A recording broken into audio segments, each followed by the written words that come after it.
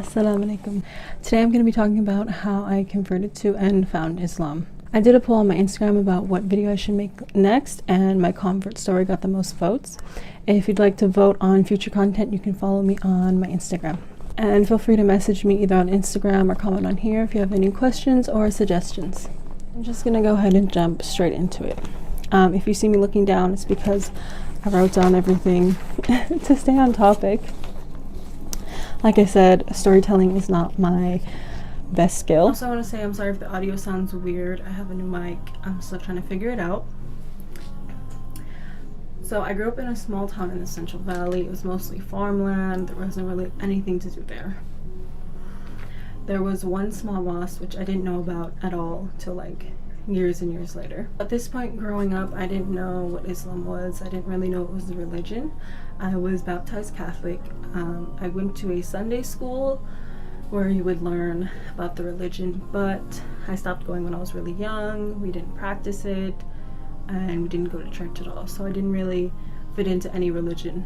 My family life when I was young wasn't really functional, it was more dysfunctional, so a lot of times I struggled with sadness and depression and things like that, especially when I was growing up. In order to deal with whatever I was going through, I was doing basically what a lot of teenagers do here in the West, which is partying to sort of just deal with how you're feeling.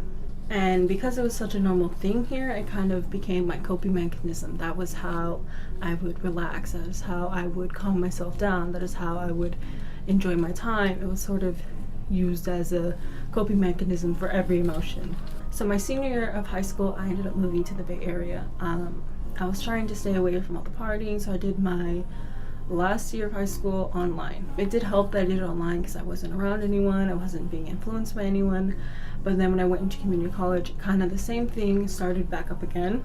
So when I was going to community college, I was working, I was studying all the time, and I was still finding time to party because it was just, for me, there was like no other way to deal with anything. Like I was stressed out from work and from school, and like that was my way. I don't know how I found time to do it. Somehow I did. I still felt like I was missing something. I was really sad. I was still depressed, and I felt like something's still not right. So I started looking into Christianity. I started going to church with a friend that I knew. And for me, there wasn't anything that I hated about it and I was like, oh, I can't do this. For me, it was more not understanding the Trinity, and I didn't understand why we just didn't pray to God. That was sort of where I lost my connection with the church because I didn't really understand. Even though I asked my friend and like they explained it to me and everything, I still didn't have a clear explanation that made sense to me as to why. So after that, I was still reading the Bible, but I wasn't going to church, and I kind of just told myself, well, I believe in God, I'm gonna pray to God, and that's it. That was kind of my thought because I didn't know what else to do. Because I kind of lost touch with it, I started partying again, but a part of me was still searching. Like even though I kind of pushed it to the back of my head, I was still searching and thinking like, well, maybe there is something. And I remember seeing something about hijab, and for some reason I just kept like questioning, like, what is hijab? Like, why do people wear it? What faith wears it? Like, what is the purpose? I just kept having these questions. And then when I started questioning hijab, I found out that it was in the Bible, and that made me question, well, how come if it's in the Bible, how come we don't practice that? And I realized some Christians do practice it in their own way, but it just kind of made me question, like, okay, well, what else does it say that we're not practicing? I also remember wanting to wear hijab, but I felt like I don't fit into a religion, so it kind of didn't make sense to me. I was like, well, if people ask me, I'm not gonna have like a really clear answer as to why, and I'm not really gonna know either myself, so I kind of just also pushed that off. So through looking into what hijab was, I found out about Muslims. I knew who Muslims were as far as they were a group of people who practiced a certain religion, and there was a lot of Islamophobia around it, but I didn't understand what they really practiced. And I always thought that like people being rude to anyone else for any religion or personal choice, I always thought that was wrong. So I remember thinking that's wrong, but not understanding what Muslims really were, what they practiced, or anything like that. I spent a lot of time trying to figure out what Islam really was, like the basics, the core basics. And I remember watching, I think it was a crash course video on YouTube. I remember just feeling like, okay, well, I think this is it. And it's just worshiping just God. I was like, okay, this is what I am. This is what I've been looking for. This is what I want to follow. I had an internal struggle with realizing that Islam was what I wanted to follow, because in my mind, I was still partying, and that was important for me. That was sort of how I was able to get through everything, was through partying. I remember telling myself like, oh, I can't be Muslim. Like, I can't be Muslim because I can't stop partying. And I know I'm not the only one who has felt this way, because I've met other people who thought like, who looked into Islam and thought that, you know, it was something that they wanted to follow, but they felt like, oh, well, I party, so I'm not gonna even go there. And I don't remember the exact date, but in October of 2018, I did finally accept Islam. I ended up taking my Shahada at the mosque later on. When I would rent the Quran from the local library, I remember I would read it on my breaks at work. I think it was when I reached my lowest with all the partying and stuff that I realized I wasn't happy. This wasn't working, and I'm putting off what I believe in for something that isn't even good for me. So when I finally got to that point is when I started to really accept Islam, and I started to get help for everything that I was going through instead of just partying. Because I didn't know a whole lot about Islam and I didn't have anyone to teach me, for me it was kind of like a struggle.